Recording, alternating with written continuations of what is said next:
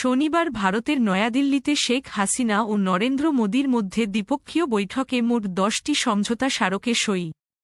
বৈঠক শেষে বিকেলে সংবাদ সম্মেলনে ভারতের পররাষ্ট্র সচিব বিনয় মোহন কোয়াত্রা বলেছেন, বাংলাদেশের ভূখণ্ডকে ব্যবহার করে ভারতের একটা অংশ থেকে ভারতেরই আরেকটা অংশে রেলওয়ে সংযোগ চালু করতে দুই নেতার মধ্যে গুরুত্বপূর্ণ আলোচনা হয়েছে।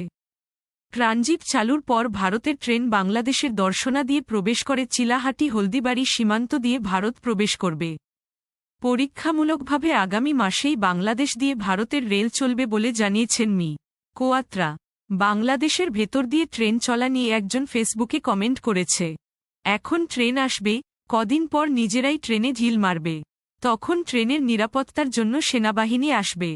বোঝাই যাচ্ছে এই চুক্তির নিয়ে বাংলাদেশের মানুষের মধ্যে রাগ ও ক্ষোভ বিরাজ করছে।